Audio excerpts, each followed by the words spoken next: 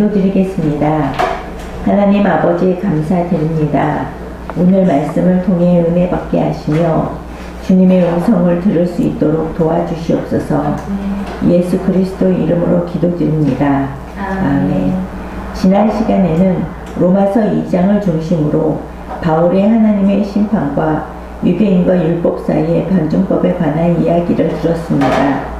오늘은 로마서 3장을 중심으로 하여 믿음의 의, 이신칭의에 관한 이야기를 들려드리겠습니다. 먼저 3장은 네 부분으로 구분됩니다. 3장 1절에서 8절, 9절에서 20절, 21절에서 26절, 27절에서 31절로 구분되어집니다. 각 장의 내용을 살피고 우리에게 주는 메시지를 들으시길 바랍니다. 첫째로 로마서 3장 1절부터 8절까지의 내용을 요약하면 다음과 같습니다. 유대인들이 제기할 것으로 예상되는 첫 번째 의문을 제시하고 답변합니다. 그렇다면 유대인이 되었다는 것 혹은 할례 받는 것의 유익이 무엇이냐고 유대인들이 제기할 것으로 예상되는 질문을 제시합니다. 여러 측면 중 먼저 하나님의 말씀을 맡은 유대인의 특권을 인정합니다. 두 번째 의문을 제시합니다. 일부 유대인들의 불신앙이 전체 이스라엘과의 언약 관계에 있어서 하나님의 신실하심을 무효화하겠느냐, 고 유대인들이 제기할 것으로 예상되는 두 번째 질문을 제시합니다. 결코 그럴 수 없으며 사람은 거짓되어도 하나님은 참되시다고 답변합니다. 시편 51편 4절 말씀입니다. 다 같이 읽겠습니다. 내가 주께만 범죄하여 주의 목전에 악을 행하였사오니 주께서 말씀하실 때 의로우시다 하고 주께서 심판하실 때 순전하시다 하리이다. 아멘. 를 인용하며 하나님께서 당신의 말씀의 의로움과 판단의 정당함을 보이기 위해서라도 결코 약속을 변개하지 않으실 것임을 거듭 강조합니다. 다음은 하나님의 심판과 관련하여 예상되는 유대인들의 궤변들을 제시하고 설교합니다. 우리 불의가 하나님의 의를 드러나게 하면 무슨 말을 하리요? 진노를 내리시는 하나님이 불의하시냐는 유대인들의 궤변을 예상하며 제시합니다. 이러한 궤변에 대해 결코 그렇지 아니하니라고 단언하며 만일 그러하면 하나님께서 어찌 세상을 심판하실 수 있겠느냐고 반문합니다. 심지어 나의 거짓말로 하나님의 참되심이 더욱 풍성하여 그의 영광이 되었다면 어찌 내가 죄인처럼 심판을 받으리요? 라는 예상 궤변을 제시합니다. 혹은 선을 위하여 악을 행하자 하지 않겠느냐 하는 극단적인 궤변을 예시하며 오히려 어떤 이들은 이러한 궤변을 바울 일행이 주장한다는 소문을 퍼뜨리며 회방하고 있음을 밝히고 있습니다. 그러나 이러한 이유의 궤변론자들은 정죄받아 마땅하다고 단호히 선언합니다.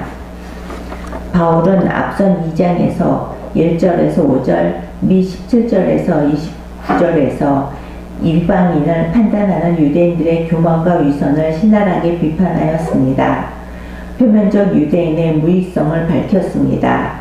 특히 25절부터 29절에서 할례를 받은 유대인이라 할지라도 율법을 행하지 않는다면 할례 없는 이방인과 조금도 다름이 없음을 확정적으로 선언했습니다. 이와 같은 파격적인 발언에 대해 반감을 품고 반론을 제기하는 유대인들의 의문과 궤변에 대해 설교합니다. 그것은 바로 유대인과 이방인 사이에 차별이 없다면 유대인이 되었다는 것 혹은 할례 받은 것의 유익이 무엇인가 라는 것입니다. 이에 대한 답변은 2절에 기록되어 있습니다. 그것은 바로 유대인들이 하나님의 말씀을 맡았다는 것입니다. 즉 유대인들의 유익 가운데 바울이 가장 중요한 것으로 지적한 것은 바로 그들이 하나님의 말씀을 맡았다는 것입니다. 유대인들은 하나님께서 말씀하신 것, 곧 신탁을 유인받은 특별한 사람들이었으나 하나님의 기대를 저버리고 말았습니다. 하나님의 말씀을 위임받은 것을 바울은 특별한 책임을 부여받은 의미로 이해한 반면 유대인들은 특별한 권리를 보장받는 의미로 이해한 것입니다. 따라서 그들은 하나님의 말씀을 위임받은 자로서 하나님의 거룩한 뜻대로 살 책임이 있었으며 그 말씀으로 하나님의 거룩한 신정 국가를 이루어 주변 이방인들에게 하나님의 거룩성을 보여야 했습니다. 그러나 하나님의 말씀을 받기는 받았을 때 말씀을 조차 순종하지 않았던 그들은 그 특권을 누리는 일에 실패했습니다. 3절 말씀에서는 유대인들이 제기할 것으로 예상되는 두 번째 질문이 나오고 있습니다. 그것은 하나님이 선택하셨던 유대인들 가운데 일부 유대인들의 불신앙이 전체 이스라엘과의 언약 관계에 있어서 하나님의 신실하심을 무효화할 수 있는가 하는 매우 심각한 내용입니다. 이는 유대인들의 측면에서는 특권의 상실일 뿐만 아니라 하나님께 있어서는 과거에 세운 약속을 파기한다는 그분의 신실함에 대한 의혹이 제기될 수 있는 심각한 문제였습니다. 그러나 바울이 여기서 강조하는 바는 일부 유대인들의 불신앙에도 불구하고 유대인과 맺은 하나님의 약속은 여전히 파기되지 않고 유효하다는 것입니다. 하나님께서는 인간을 위해 율법을 주시고 선지자를 보내셨으며 마침내 독생자 예수 그리스도를 보내주셨습니다. 특히 그리스도의 십자가에서의 대속의 죽음은 우리 인간을 향한 사랑의 극치입니다. 그분이 구원을 위해 제공하신 이러한 하나님의 은혜를 거부하는 이들은 망할 수밖에 없지만 그렇다고 신실하신 하나님께서 주신 구원의 약속이 무효화되는 것은 아닙니다. 바울은 바로 이와 같은 사실을 강한 부정의 표현으로서 강조하고 있는 것입니다. 오늘도 그리스도의 대속의 공로를 믿는 자는 구원을 얻게 된다는 하나님의 구원의 약속은 여전히 유효하며 이 세계가 존재하는 한 변함이 없습니다. 1절부터 4절에서 유대인들로부터 나올 수 있는 두 가지 질문과 그 답변을 제시한 바울은 5절부터 8절까지에서는 유대인들이 제기할 수 있는 더 극단적인 두 가지 궤변과 그 답변을 제시하고 있습니다. 이 두 가지 궤변은 모두 하나님의 심판과 관련된 것들입니다. 이러한 궤변은 현학적이고 공허한 토론을 일삼으며 자신들의 사상과 주장을 합리화하는 데 능한 유대인들로서는 능히 제기될 수 있는 것들입니다. 바울은 유대인의 불의가 하나님의 의를 더욱 분명히 드러낸다는 사실을 말하기 위해 이러한 표현을 사용한 것입니다. 즉 유대인의 불의는 하나님의 의를 세상에 발표하는 기회가 된다는 것입니다. 인간이 불의하면 불의할수록 하나님의 의로우심은 더욱더 대조적으로 빛이 나는 법입니다. 이런 맥락에서 볼 때 유대인들 중에 자신들의 불의가 하나님의 의를 기리며 보다 드러내는 기회가 되었다면 그 불의에 대해 심판하시는 것은 지나친 사과가 아니냐라는 궤변이 나올 수도 있었던 것입니다. 그러나 이 예상 궤변에 바울은 결코 그렇지 않다라고 단언합니다. 불의에 대한 하나님의 태도는 언제든지 단호합니다. 그 대상이 누구이든 그들은 자신의 불의에 대하여 보응을 받게 하는 것이 공의로운 그분의 법칙입니다. 인간의 불의가 하나님의 의를 증명하고 기리는 계기가 되기는 하지만 불의를 행하는 그 사람은 그분의 진노를 면치 못합니다. 바울은 이러한 맥락에서 범죄한 유대인들에 대한 하나님의 심판이 정당함을 확신하였습니다. 그들은 특별한 지위를 가졌고 특별한 약속이 있었음에도 불의한 자가 되었으니 그들에게 형벌이 임하는 것은 당연하다는 사실을 역설한 것입니다. 바울은 유대인들이 제기할 수 있는 두 번째 예상 궤변을 제시하고 있습니다. 그것은 첫 번째 궤변과 같은 맥락인데 바로 나의 거짓말로 하나님의 참되심이 더 풍성하여 그의 영광이 되었다면 어찌 내가 죄인처럼 심판을 받으리요 하는 것입니다. 그러나 이러한 유대인의 예상 궤변은 그들 자신의 죄를 합리화하려는 어불성설입니다. 의로우신 하나님은 그 어떤 죄도 결코 용납하지 않으십니다. 거짓말이 하나님의 영광을 드러낸다는 주장 자체가 궤변일 수밖에 없는 이 논리를 예로 든 바울은 아무리 하나님의 영광을 드러낸다고 해도 악행은 그 어떤 것이라도 정당화시켜서는 안 된다고 분명히 못 받고 있는 것입니다. 하나님께서는 결과 이전에 동기 및 수단, 과정을 살피십니다. 죽게 드리기 위해 도둑질을 했다면 그 행위가 정당한 것으로 인정받을 수 있는가? 이러한 일은 하나님께서 도무지 용납하지 않으시며 이와 같이 행하는 자들에 대해 그분은 가차없이 형벌하십니다. 우리는 주께서 아무에게도 기만당하지 않으심에 유념해야 합니다.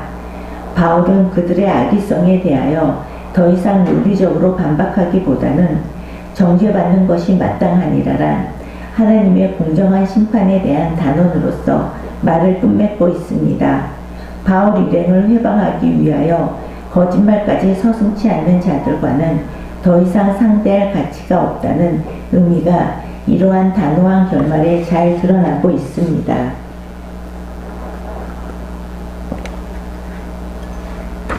둘째로 로마서 3장 9절에서 20절까지의 내용을 요약하면 다음과 같습니다. 그렇다면 결론적으로 우리들 곧 그리스도인들은 어떻든 조금이라도 더 나은가 반문하고서 결코 그렇지 않다고 대답합니다.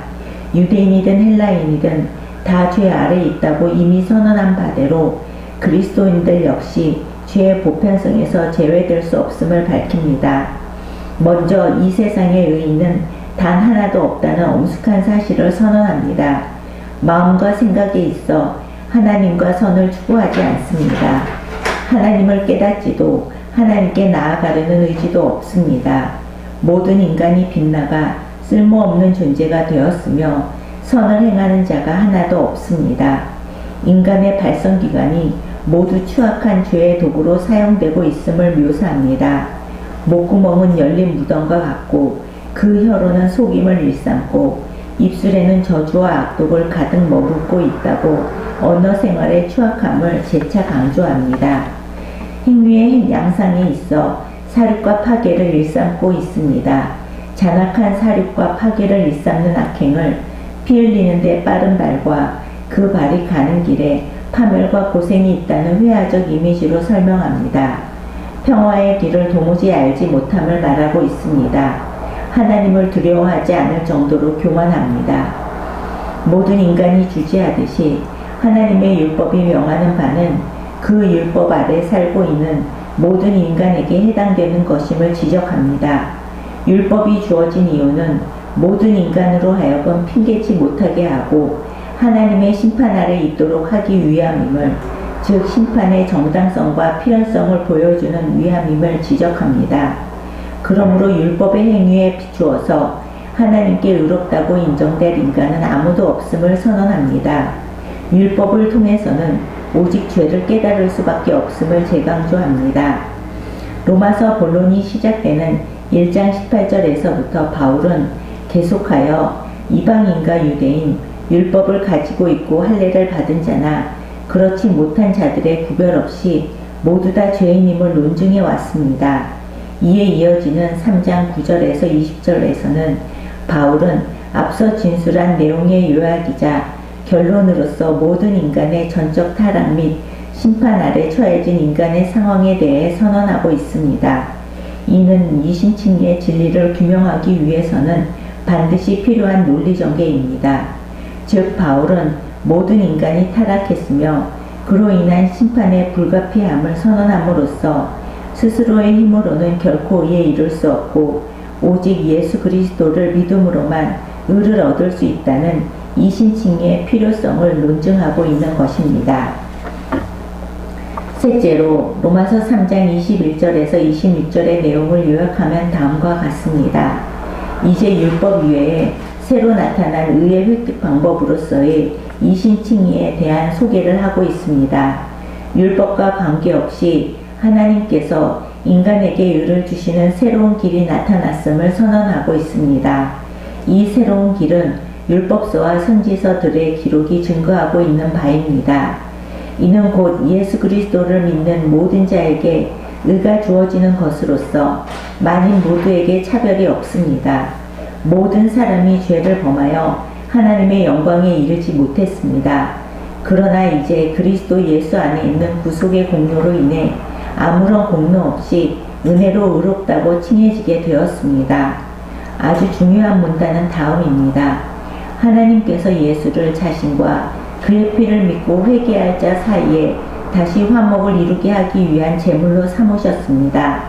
이는 하나님이 예수 그리스도의 구속의 사역의 근거 위에서 인간의 지은 죄를 용서하심으로써 자신의 의로움을 나타내려 하신 것이며 이제 그 일이 이루어졌습니다. 이로써 하나님은 자신이 의로우실 뿐만 아니라 예수 믿는 자를 의롭다고 하시는 분임을 선언하신 것입니다. 아멘. 이 본문에서는 이신칭의의 원리가 무엇인지 그 본질을 명확하게 제시하고 있습니다. 바울은 여기서 율법 외에 하나님의 한 의가 나타났다고 합니다. 이는 곧 바울이 제시하고자 하는 하나님의 의를 이해하는 핵심입니다. 율법은 그 자체로 선하고 의로운 것으로서 절대적인 하나님의 의의 기준입니다. 그러나 죄의 부패한 본성을 지니고 있는 인간은 율법의 기준에 의거한 하나님의 의의 기준에 도무지 도달할 수가 없습니다. 한마디로 율법의 행위로는 하나님 앞에 의롭다 하심을 얻을 육체가 없는 것입니다. 그런데 하나님께서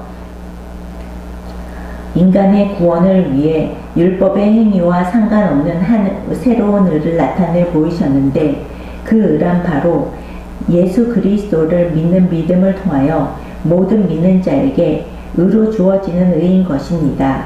로마서에서 말하는 하나님의 의란 곧 믿음의 의를 말하는 것입니다. 한편 이 믿음의 의는 인간 스스로의 노력 끝에 의의 수준에 도달해서가 획득한 것이 아니라 믿음을 통해 선물로 거저 주어진 의이기 때문에 인간의 입장에서 보면 득이이며 인간 스스로 의롭게 되지 못했으나 예수 그리스도의 의를 전가받아 하나님이 의롭다고 인정하신 의라는 의미에서는 이신칭의라는 용어로 표현되기도 합니다.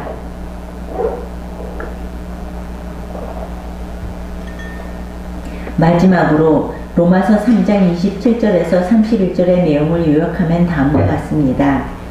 인간이 의롭다고 된 것은 무슨 다른 원리나 행위가 아니라 오직 믿음의 법에 의한 것이므로 자랑할 것이 전혀 없습니다. 사람이 의롭다고 여겨지는 것은 율법의 행위가 아니라 믿음으로 되는 것임을 성도로서 인정해야 합니다. 차별 없이 적용되는 하나님의 보편적인 은혜임을 알아야 합니다. 하나님은 유대인의 하나님이실 뿐만 아니라 이방인의 하나님이시기도 합니다. 하나님은 한 분으로서 할례자나 무할례자나 믿음을 보시고 의롭다고 하십니다. 이신칭의는 율법을 폐하는 것이 아니라 오히려 굳게 세우는 것입니다. 이렇듯 본절에서는 이신칭의에 관련된 세 가지 핵심 원리에 대해 부연 설명하고 있습니다. 첫째, 사람이 의롭다 하심을 얻는 것은 율법의 행위가 아니라 믿음으로 된 것입니다. 따라서 인간 편에서 자랑할 것이 전혀 없다는 것입니다. 둘째, 믿음을 통해 주어지는 이 하나님의 은은 유대인이든 이방인이든 차별 없이 적용되는 보편적인 은혜라는 것입니다. 셋째, 믿음을 통해 주어지는 하나님의 은은 율법의 행위와 관계없이 주어지는 의이지만 율법을 폐하는 것이 아니라 오히려 세운다고 하는 것입니다. 다시 말하면 인간이 의를 획득하는 방법으로서 새롭게 제시된 이신칭의의 원리는 율법의 요구 수준을 낮추거나 훼손시키는 것이 아니라 행위로 성취할 수 없었던 율법의 요구를 믿음으로 성취하게 된다고 하는 것에 강조점이 있는 것입니다. 이상으로 로마서 3장에 나타난 믿음의 의에 관해 살펴보았습니다. 우리의 행위가 아니라 믿음으로 의롭다 하심을 받고 구원을 받게 된다는 사실이 놀랍습니다. 이신칭의의 원리를 오늘날에도 잘 적용하여 우리의 믿음 생활에 근본이 되는 사실을 알고 이 구원의 놀라운 소식을 전하는 성도들이 되시기를 주님의 이름으로 축원합니다.